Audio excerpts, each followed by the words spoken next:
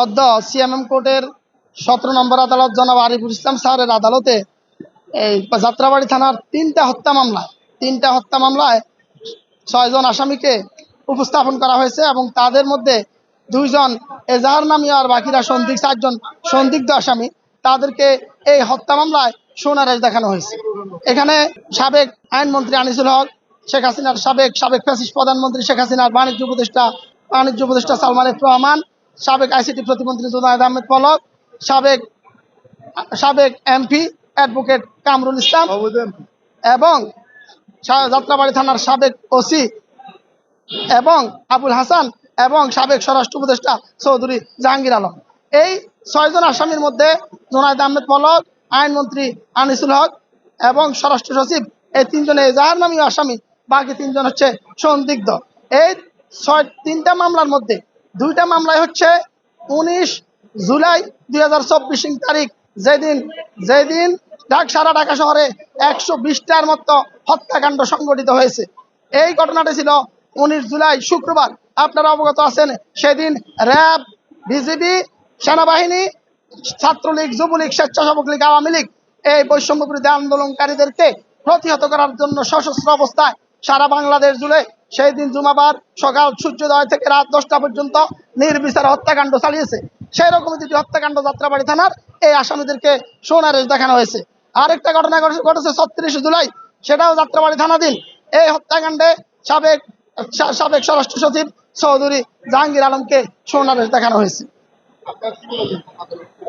আদালত আমরা বলেছি, মাননীয় আদালত এই মামলার যে আসামিরা এজাহার নামীয়, তারা এজাহার নামীয় 3, 4, 2 এরকম হওয়ার কারণে তাদেরকে সোনারেশ দেখানো হয়েছে।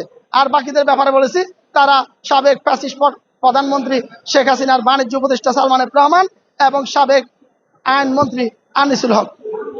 তারা স্বাস্থ্যকর অল টাইম হানিকম, সব সময় অল টাইম হেলদি লাইফ। এবং যাত্রাবাড়ি থানার ওসি আবুল হাসান, এই 3 জন সন্দিগ্ধ আসামি, এদেরকে এই মামলায় তদন্তে তাদের সম্পৃক্ততা পাওয়া গেছে। সম্পৃক্ততা পাওয়ার এবং সন্দেহ মুক্তভাবে তারা এই মামলার সাথে সম্পর্কযুক্ত। এই মামলা, এই হত্যাকাণ্ডের সাথে তাদের ঘনিষ্ঠ সম্পর্ক রয়েছে বিধায় আমরা মাননীয় আদালতকে এই আসামিদেরকে সোনারেশ দেখানোর জন্য আবেদন করি। মাননীয় আদালত আমাদের আবেদনে সন্তুষ্ট হয়ে তিনি সোনারেশের নির্দেশ দেন। আদালতে তারা আজকে অত্যন্ত প্রাঞ্জল এবং স্বাভাবিক ছিল। তাদের মধ্যে সেই রকম কোনো ভয়, ভীতি, উদ্বেগ, উৎকণ্ঠা দেখা যায়নি। আসলে এত বড় হত্যাকাণ্ড, হাজার হাজার নিরীহ ছাত্র জনতাকে হত্যার পর, লক্ষ লক্ষ এই মানুষজনকে পঙ্গুত্ব বরণ করানোর পর তাদের মধ্যে অনুশোচনার লেশ মাত্র পাওয়া যায় না।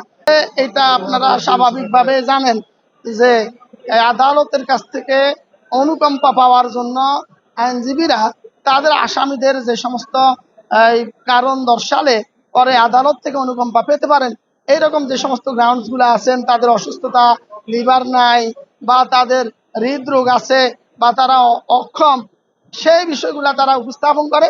আসলে এই বিষয়গুলা যখন তারা আদালতে এই ব্যাপারে তারা প্রয়োজনীয় কাগজপত্র সাবমিট করার পর, ফিরিস্তি দেওয়ার পর, মাননীয় আদালতের যদি মনে হয় যে না, এই আসামি যথেষ্ট রূপে সুস্থ আছেন, তাকে রিমান্ডে দেওয়া যায়, তাকে জেল হাজতে প্রেরণ করা যায়, জামিন দেওয়ার মতো কোনো গ্রাউন্ডস তার বিবেচনায় আসে না, তখন মাননীয় আদালত তাদের সেই আবেদন নামঞ্জুর করেন। এইসব ক্ষেত্রে আপনারা অবগত আছেন, তাদের কোনো আবেদনে আদালত মঞ্জুর করেন নাই বিধায় তাদের এই রোগের সত্যতা নিশ্চিত হয়নি।